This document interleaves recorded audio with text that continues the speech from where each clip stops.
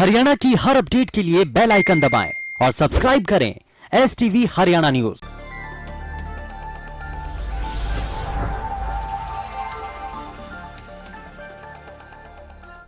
नमस्कार, हरियाणा न्यूज के खास बुलेटिन हल्का हलचल में आप सभी का स्वागत है और मैं हूं आपके साथ सोनिया सतानीता। हल्का हलचल की शुरुआत करेंगे एक बड़ी और अहम खबर के साथ। बड़ी खबर, प्रधानमंत्री नरेंद्र मोदी ने ली कोरोना वैक्सीन की दूसरी डोज। आपको जानकारी दे दें, एम्स जाकर लगवाई वैक्सीन की दूसरी डोज और प्रधानमंत्री नरेंद्र मोदी ने खुद ट्वीट कर ये जानकारी तमाम देशवासियों तक साझा की है। उन्होंने कहा कि वैक्सीन से वायरस को हराएंगे। प्रधानमंत्री नरेंद्र मोदी ने ट्वीट कर ये जानकारी साझा की। उन्होंने कहा कि वैक्सीन से वायरस को हराएंगे और तमाम देशवासियों से नंबर आने पर वैक्सीन लगवाने की अपील भी की है। और उन्होंने कहा कि 1 मार्च को ली थी वैक्सीन की पहली डोज। ये अहम खबर, प्रधानमंत्री नरेंद्र मोदी ने कोरोना वैक्सीन की दूसरी डोज ली और एम्स में जाकर वैक्सीन की दूसरी डोज ली। प्रधानमंत्री नरेंद्र मोदी ने खुद ट्वीट कर ये जानकारी साझा की है। उन्होंने कहा कि वायरस को वैक्सीन से हराएंगे और तमाम देशवासियों से उन्होंने अपील की है कि नंबर आने पर वैक्सीन जरूर लगवाएं। जब भी आपका अपने क्षेत्र में नंबर आए तो जरूर वैक्सीन लगवाएं। 1 मार्च को वैक्सीन की पहली डोज ली थी और ये दूसरी डोज उन्होंने एम्स जाकर ली है। प्रधानमंत्री नरेंद्र मोदी ने खुद ट्वीट कर ये जानकारी साझा की। तस्वीर भी तमाम दर्शकों तक साझा कर रहे हैं, जहां एम्स के चिकित्सक प्रधानमंत्री नरेंद्र मोदी को वैक्सीन की दूसरी डोज देते हुए नजर आ रहे हैं। तो प्रदेश में, देश में कोरोना का कहर लगातार जारी है और वैक्सीनेशन को लेकर भी तमाम नेता जनता को जागरूक करते हुए नजर आ रहे हैं। और इसी बीच प्रधानमंत्री नरेंद्र मोदी ने 1 मार्च को वैक्सीन की पहली डोज लेकर तमाम देशवासियों को संदेश दिया था कि वैक्सीन को लेकर अपने मन में कोई भ्रांति न रखें। और इसी बीच उन्होंने कोरोना वैक्सीन की दूसरी डोज एम्स जाकर ली है।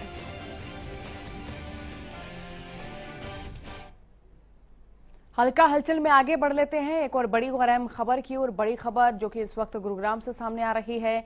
सदर बाजार की 3 दुकानों में भीषण आग लगी। ये गुरुग्राम से खबर। दुकान में रखा करोड़ों का सामान जलकर राख हो गए। सदर बाजार की तस्वीरें भी साझा कर रहे हैं। 4 घंटे की कड़ी मशक्कत के बाद आग पर काबू पाया गया। 4 घंटे की कड़ी मशक्कत के बाद आग पर काबू पाया गया। आग लगने की वजह का अभी तक खुलासा नहीं हुआ है। क्यों आग लगी, किन कारणों से आग लगी, इसका खुलासा नहीं हो पाया। गुरुग्राम से बड़ी खबर, सदर बाजार की 3 दुकानों में भीषण आग लगी और ये बीती रात की घटना बताई जा रही है। दुकानों में रखा करोड़ों का सामान जलकर राख हो गया। करोड़ों का सामान देखिए जलकर राख हो गया दुकानदारों का। 4 घंटे की कड़ी मशक्कत के बाद आग पर काबू पाया गया। आग लगने के कारणों का अभी तक खुलासा नहीं हो पाया है। तो इस सदर बाजार क्षेत्र में भीषण आग लगी। तस्वीरें भी तमाम दर्शकों तक साझा कर रहे हैं। ये गुरुग्राम से तस्वीरें, जहां सदर बाजार में 4 घंटे की कड़ी मशक्कत के बाद लगी आग पर काबू पाया गया। और आग इतनी भयंकर थी कि आग पर काबू पाने के लिए फायर ब्रिगेड की टीम को 4 घंटे की कड़ी मशक्कत करनी पड़ी। मनोज वशिष्ठ ज्यादा जानकारी के साथ हमारे साथ जुड़ चुके हैं। मनोज, यहाँ सदर बाजार में बीती रात आग लगी और 4 घंटे की कड़ी मशक्कत के बाद इस आग पर काबू पाया गया। क्या जानकारी आपके पास है, साझा करें। देखिए तो सोनिया, कल देर शाम की एक घटना है जहां सुमित हार्डवेयर नाम की जो शॉप थी उसमें आग लग गई और देखते ही देखते उसने आसपास की दुकानों को भी चपेट में ले लिया, जो कि एक प्लाईवुड की दुकान थी और साथ ही एक केमिकल की भी दुकान थी। करोड़ों रुपए का सामान इसमें जलकर खाक हो गया है। जैसे ही आग को देखा दुकान मालिक ने, उसने तुरंत जो है फायर ब्रिगेड को सूचना दी। मौके पर आधा दर्जन करीब फायर वेंडर्स पहुंचे थे, लेकिन स्थिति को देखते हुए उन्होंने आसपास की दर्जनों फायर वेंडर्स को वहां पर बुलाया और 4.5 घंटे की कड़ी मशक्कत के बाद इस आग पर काबू पाया जा सका। जी सोनिया। चलिए, बहुत शुक्रिया तमाम जानकारी के लिए मनोज। तो यहाँ सदर बाजार की 3 दुकानों में भीषण आग लगी है और जानकारी मिल रही है कि यहाँ दुकानों में रखा करोड़ों का सामान जलकर राख हो गया। आग इतनी भयंकर थी कि 4 घंटे की कड़ी मशक्कत के बाद आग पर काबू पाया गया। गनीमत रही कि इसमें जानी की या फिर ये कहें कि किसी व्यक्ति के हताहत होने की कोई खबर नहीं है। हालांकि माल की काफी क्षति हुई है। जिन दुकानदारों की दुकान थी उन्हें करोड़ों का नुकसान हुआ है, लेकिन इसी बीच किसी व्यक्ति के हताहत होने की कोई खबर नहीं है।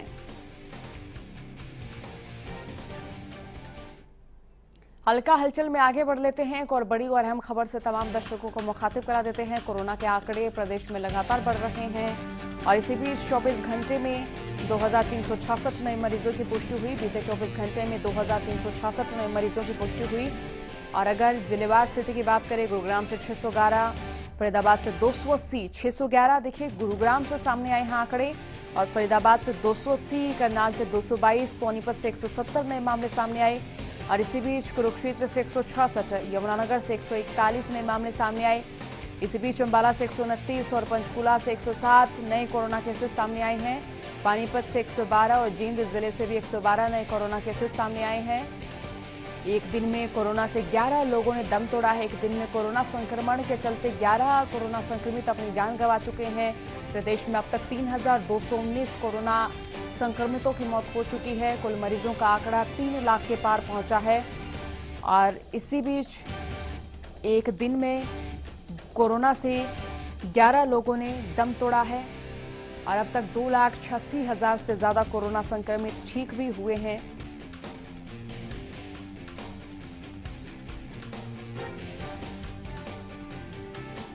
और चलिए रुक कर लेते हैं सोनीपत जिले की, और जहां से हमारे संवाददाता लाजपत इस वक्त हमारे साथ लाइव जुड़े हुए हैं। लाजपत से भी जाने के यहाँ क्षेत्र में कोरोना के आंकड़े बढ़ रहे हैं, इनका क्या कारण रहा। लाजपत जरा बताएं, सोनीपत में भी कोरोना के आंकड़े बढ़ रहे हैं, बढ़ते आंकड़ों का क्या कारण माने।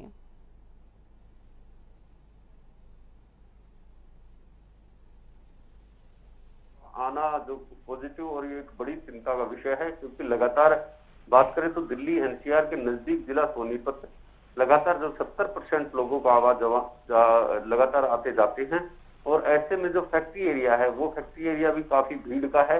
और यहाँ पर दिल्ली की दहलीज पर जो किसान बैठे हैं, जिनमें हर रोज बीमार हो रहे हैं और वो अपना कोविड का टेस्ट नहीं करा रहे, तो कहीं ना कहीं अगर बात करें जिला सोनीपत की, तो जिला सोनीपत में कोरोना का सबसे बड़ा बम फूटने वाला है। क्योंकि सबसे बड़ा बम इसलिए कहेंगे कि यहाँ पर अलग अलग स्टेट के जो लोग हैं, जो माइनर लोग हैं, जो फैक्ट्रियों में मजदूर और मजदूर हैं काम करने के लिए, लेकिन वो लोग जो हैं लापरवाह हैं। लोग लापरवाह इसलिए कि जो शाम को अवैध मंडी लगती है वो प्रशासन की लापरवाही की वजह से लगती है और उसमें काफी भीड़ हो जाती है।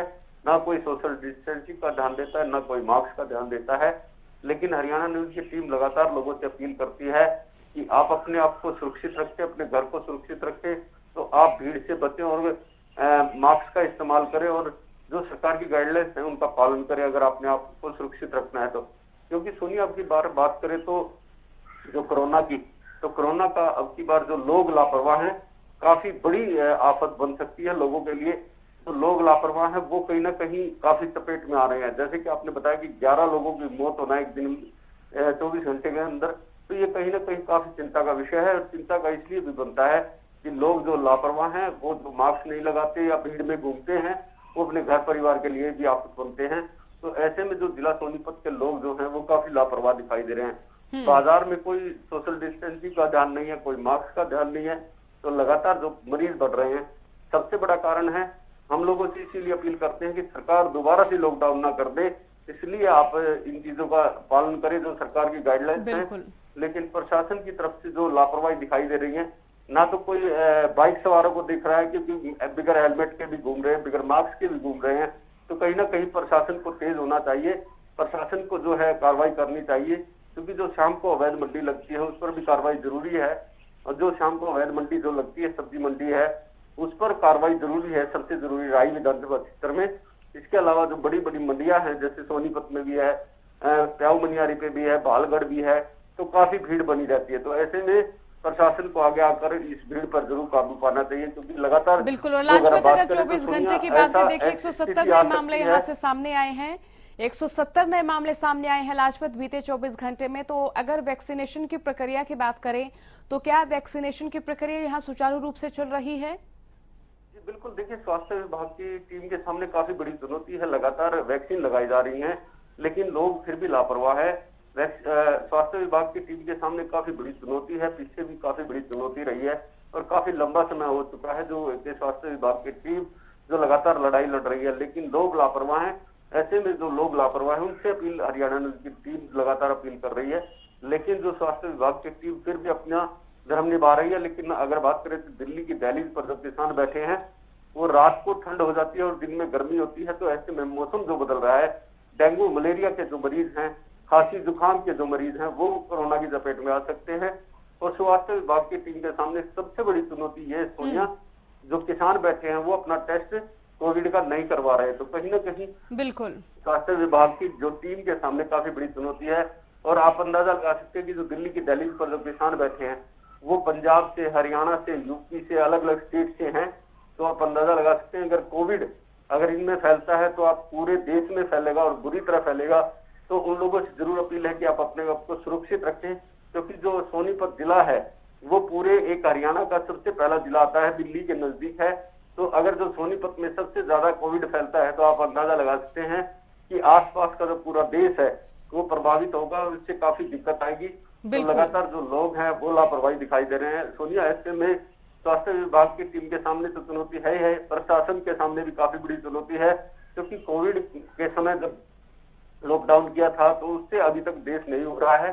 फिर उसके बाद किसान आंदोलन से चलिए, बहुत बहुत शुक्रिया लाजपत तमाम जानकारी के लिए।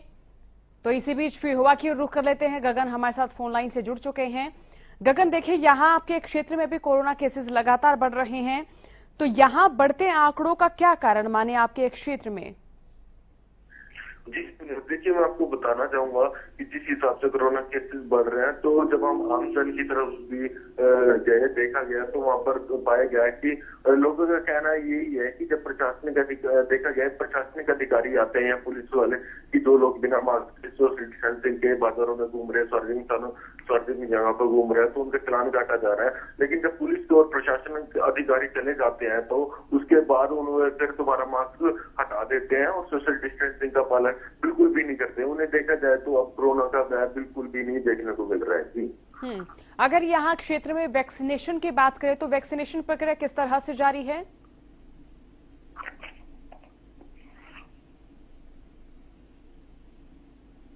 गगन, अगर आपके क्षेत्र में वैक्सीनेशन की प्रक्रिया की बात करें तो वैक्सीनेशन की प्रक्रिया किस तरह से जारी है?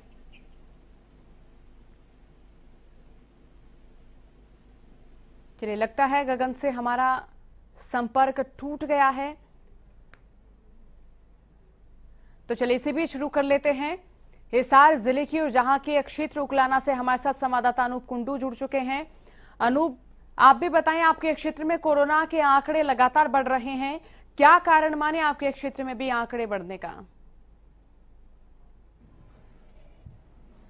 देखिए सोनिया जी, लगातार जो आंकड़े बढ़ रहे हैं उसका एक कारण तो ये माना जा सकता है कि लोग लापरवाह होते जा रहे हैं लगातार, क्योंकि वैक्सीन की प्रक्रिया शुरू होने के बाद भी अगर आंकड़े बढ़ रहे हैं तो कहीं न कहीं लोगों की लापरवाही सामने आ रही है।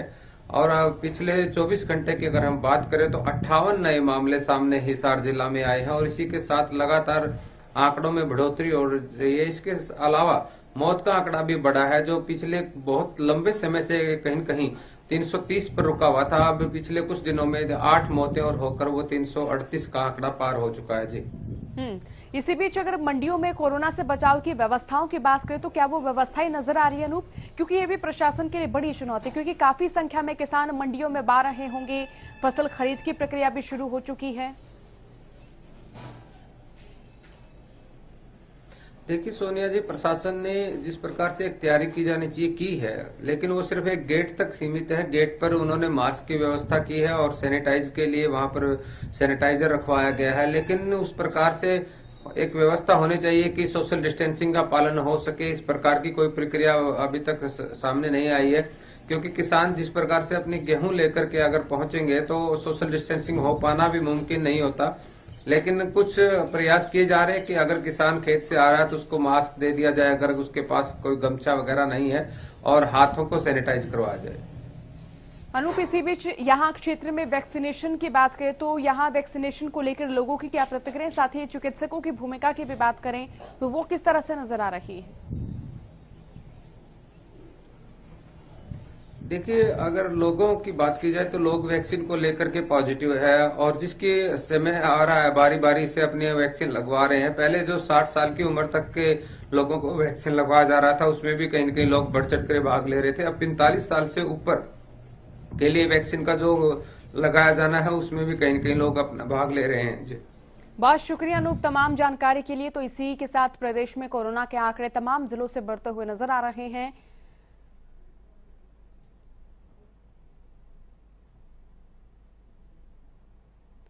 और चलिए हल्का हलचल में आगे बढ़ लेते हैं एक बड़ी और अहम खबर की। और बड़ी खबर रतिया से, जो कि सरकारी स्कूल की 12 छात्राएं कोरोना संक्रमित मिली हैं।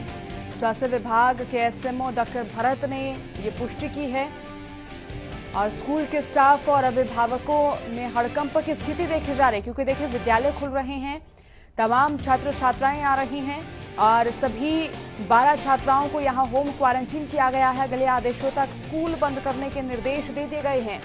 तो स्कूलों में भी कोरोना का कहर नजर आ रहा है। यहां रतिया के सरकारी स्कूल की 12 छात्राएं कोरोना पॉजिटिव मिली हैं। स्वास्थ्य विभाग के एसएमओ डॉक्टर भरत ने ये पुष्टि की है। स्कूल के स्टाफ और अभिभावकों में हड़कंप की स्थिति नजर आ रही है। सभी पॉजिटिव 12 छात्राओं को होम क्वारंटीन किया गया है और अगले आदेशों तक स्कूल बंद करने के निर्देश दे दिए गए हैं। तो प्रदेश में एक बार फिर से स्कूल खुल चुके हैं। 20 अप्रैल से 10वीं और 12वीं की परीक्षाएं भी शुरू होनी हैं। तो ऐसे में शिक्षा विभाग के लिए बड़ी चुनौती है किस तरह से स्कूलों में छात्र छात्राओं के स्वास्थ्य का ख्याल रखा जा सके, बढ़ते कोरोना संक्रमण को कम किया जा सके। अशोक ग्रोवर ज्यादा जानकारी के साथ हमारे साथ जुड़ चुके हैं। अशोक, यहाँ आपके क्षेत्र में भी कोरोना का कहर लगातार बढ़ रहा है और खास तौर पर स्कूलों में भी कोरोना के आंकड़े बढ़ते हुए नजर आ रहे हैं। प्रशासन के लिए बड़ी चुनौती माने? देखिए, इसमें कोई दो राय नहीं है, क्योंकि रतिया में जो गर्ल सीनियर सेकेंडरी स्कूल है उसमें पहले 150 लड़कियों की सैंपल होती है, जिसमें से 9 लड़कियां पॉजिटिव पाई जाती हैं। उसके बाद 3 फिर पॉजिटिव आती है, जिसमें 12 टोटल पॉजिटिव लड़कियां आई हैं। और स्वास्थ्य विभाग ने आगामी आदेशों तक स्कूल को बंद किया है, जिससे सैनिटाइजर भी होगा।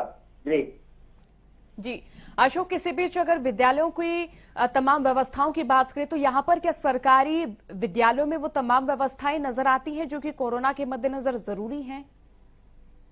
देखिए, इसमें कोई दो राय नहीं है। स्कूल अपने तौर पे जो इतिहास बरत रहे हैं उसको लेकर स्वास्थ्य विभाग की भी कड़ी नजर है और समय समय पे इनकी टेस्टिंग भी हो रही है। और अभी जो आंकड़े आए हैं उसको लेकर स्वास्थ्य विभाग ने कड़े कदम उठाए हैं और आगामी आदेशों तक, हालांकि पेपर चल रहे हैं, उसके बाद स्कूल बंद करने का आदेश दिए हैं। उनका कहना है कि सैनिटाइजर होगा, 3 दिन के लिए स्कूल बंद किया जाएगा।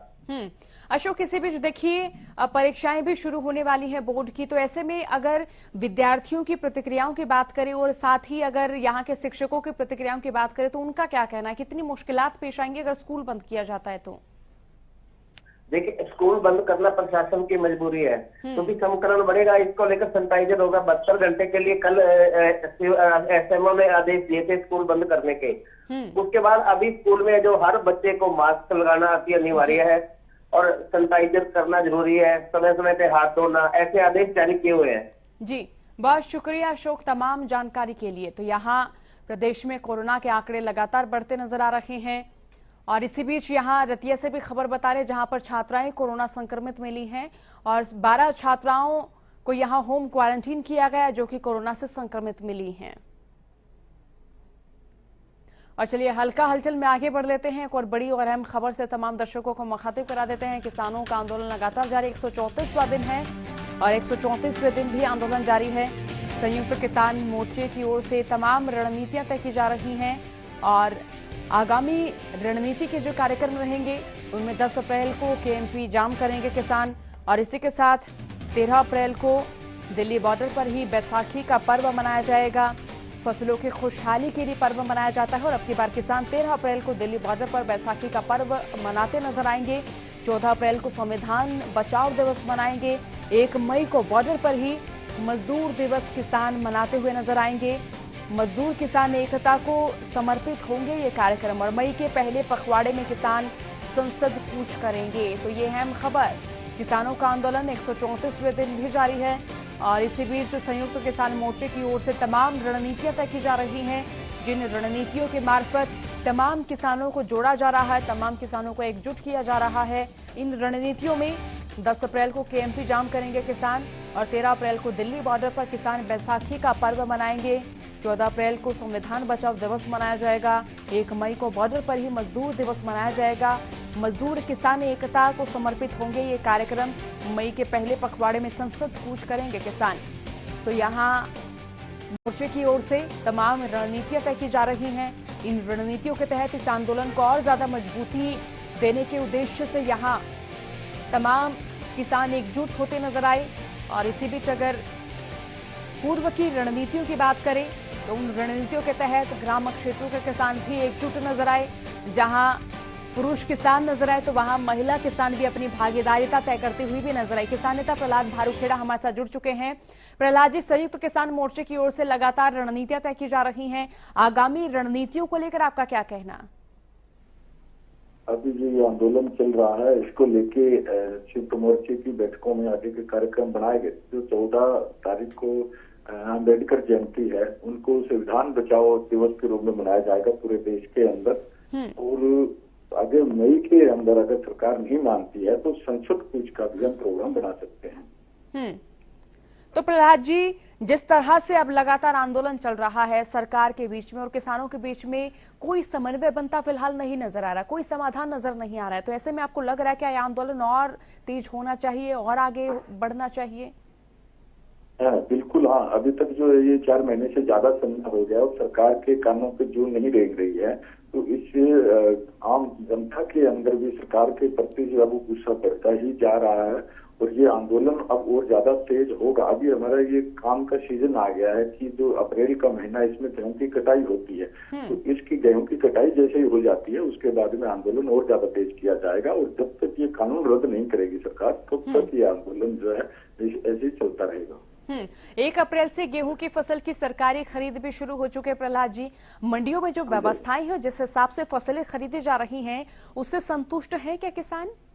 नहीं, बिल्कुल नहीं है। अभी सिरसा की मंडी की हम बात करें, 1 तारीख को इन्होंने सरकार ने घोषणा कर दी थी कि 1 अप्रैल से जो है वो सभी जगह फसल खरीदी जाएगी। लेकिन यहाँ पर अभी तक जो है वो खरीदार नहीं है। जो गांव के अंदर लोकल जो कस्बों के अंदर मंडियां बनी है वहाँ पे अभी कोई खरीदार नहीं। किसान अपनी फसल लेके आया है मंडी के अंदर, उसके पास मैसेज पहुंच गया, लेकिन मैसेज के बावजूद जब मंडी में जाता है तो वहाँ उसका खरीदार नहीं है। कई मंडियों के अंदर इस तरीके का मैसेज आता है, मार्केट कमेटी में जाता है तो मार्केट कमेटी वाले कहते हैं हमारे पास इस मैसेज का कोई रिकॉर्ड ही नहीं है। तो इस बार जो सरकार ने जो इस तरीके का किया है कि जिनके पास मैसेज आएंगे उन्हीं की फसल खरीदी जाएगी, वो उसी टाइम लेके आओ, तो ये किसानों को बड़ा परेशानियां आ रही है इसके अंदर। अब गेहूं जो किसान ने खेत में से निकाल दी है उसने जितनी खानी होती है अपने घर रखनी होती है, बाकी जो वो सीधी मंडी के अंदर लेके आता है। लेकिन अब वह उनका मैसेज का बहुत से किसान इंतजार कर रहे हैं, उनके पास मैसेज नहीं पहुंच रहे हैं, तो वो अपनी फसल को अब घर के अंदर उसके पास इतनी जगह नहीं हो रखेगी कहाँ। काम का समय किसानों के लिए बहुत बड़ी परेशानी की सरकार ने करती है इस फसल खरीद के चक्कर में। प्रहलाद जी, कृषि मंत्री जेपी दलाल ये कहते हुए नजर आए थे बीते दिनों कि अब किसानों को एसएमएस की कोई आवश्यकता नहीं पड़ेगी। अगर किसान ट्रॉली में अपनी फसल लेकर जा रहे हैं मंडी में तो वो वहां पर खरीदनी ही पड़ेगी वो फसल। क्या इसे आप मानते हैं कि सही निर्णय है उनकी ओर से, और क्या निर्णय जमीनी स्तर पर नजर आ रहा फिलहाल?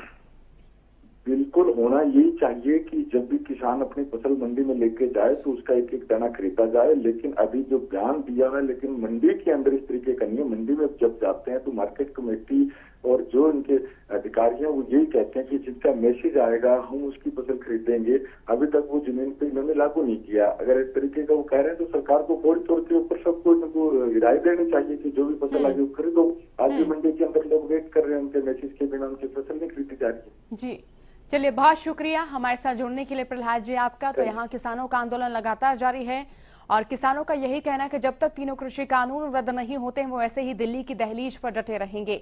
आज के लिए हल्का हलचल में इतना ही। बने रहिए हरियाणा न्यूज के साथ। नमस्कार।